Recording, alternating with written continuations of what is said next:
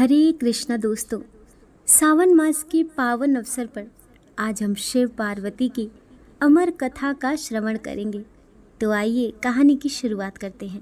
पुराणों में संस्मरण है कि एक बार माँ पार्वती ने बड़ी उत्सुकता के साथ बाबा श्री विश्वनाथ देवाधिदेव महादेव से ये प्रश्न किया कि ऐसा क्यों होता है कि आप अजर अमर हैं और मुझे हर जन्म के बाद नए स्वरूप में आकर फिर से वर्षों की कठोर तपस्या के बाद आपको प्राप्त करना होता है।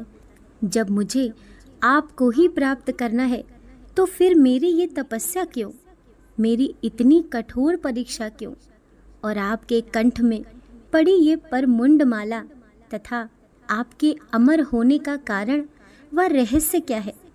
महाकाल ने पहले तो माता को यह गूढ़ रहस्य बताना उचित नहीं समझा, परंतु माता की स्त्री हट के आगे उनकी एक न चली।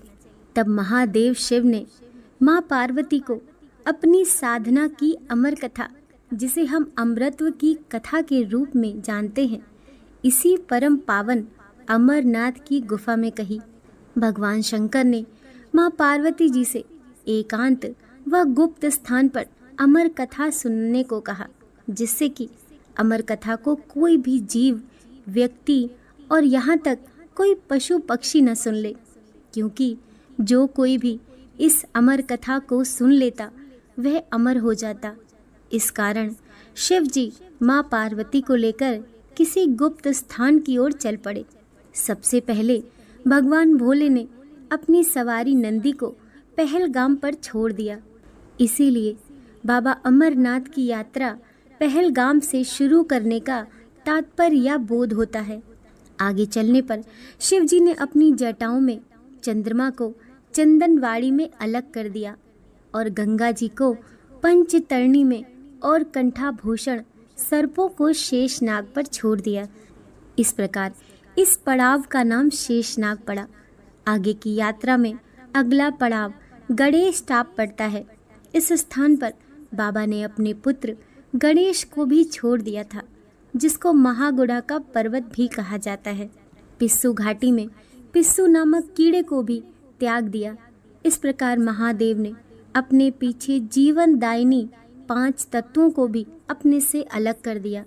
इसके साथ माँ पार्वती संग एक गुप्त गुफा में प्रवेश कर गए। कोई व्यक्ति, पशु या पक्षी गुफा के अंदर प्रवेश कर अमर कथा को न सुने, इसीलिए शिव जी ने अपने चमत्कार से गुफा के चारों ओर आग प्रज्वलित कर दी। फिर शिव जी ने जीवन की अमर कथा माँ पार्वती को सुनाना शुरू किया।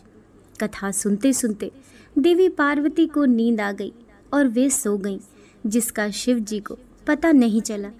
भगवान शिव अमर होने की कथा सुनाते रहे। इस समय 2 सफ़ेद कबूतर श्री शिव जी से कथा सुन रहे थे और बीच बीच में गूं गूं की आवाज़ निकाल रहे थे। शिव जी को लग रहा था कि माँ पार्वती कथा सुन रही हैं और बीच बीच में हुंकार भर रही हैं। इस तरह दोनों कबूतरों ने अमर होने की पूरी कथा सुन ली।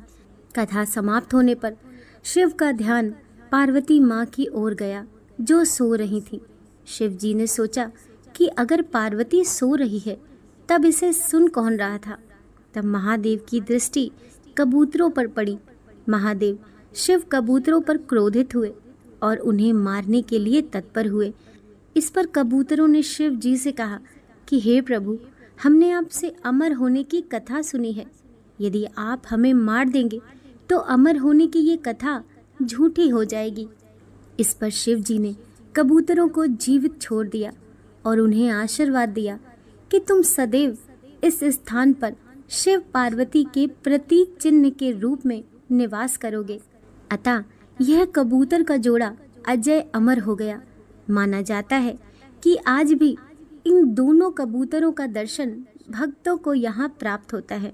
इस तरह से ये गुफा अमर कथा की साक्षी हो गई व इसका नाम अमरनाथ गुफा पड़ा, जहाँ गुफा के अंदर भगवान शंकर बर्फ के निर्मित शिवलिंग के रूप में विराजमान हैं। पवित्र गुफा में माँ पार्वती के अलावा गणेश के भी अलग से बर्फ से निर्मित प्रतिरूपों के दर्शन किए जा सकते हैं। इस पवित्र गुफा की खोज के बारे में पुराणों में भी एक कथा प्रचलित है कि एक बार एक गडरिये को एक साधु मिला, जिसने उस गडरिये को कोयले से भरी एक बोरी दी, जिसे गडरिया अपने कंधे पर लाद कर अपने घर को चल दिया। घर आकर उसने बोरी खोली तो वह आश्चर्यचकित हुआ, क्योंकि कोयले की बोरी अब सोने के सिक्कों की हो चुकी थी।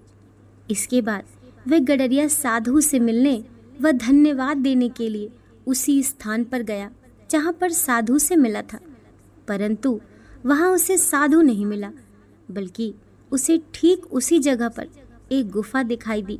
गडरिया जैसे ही उस गुफा के अंदर गया तो उसने वहाँ पर देखा कि भगवान भोले शंकर बर्फ के बने शिवलिंग के आकार में स्थापित थे।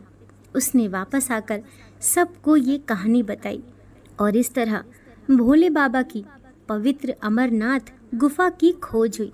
धीरे धीरे करते दूर दूर से भी लोग पवित्र गुफा और बाबा के दर्शन के लिए पहुंचने लगे, जो आज एक प्रतिवर्ष यात्रा के रूप में जारी है। दोस्तों, कहानी पसंद आई हो तो वीडियो को लाइक कीजिए, चैनल को सब्सक्राइब कीजिए। मिलते हैं अगली कहानी के साथ।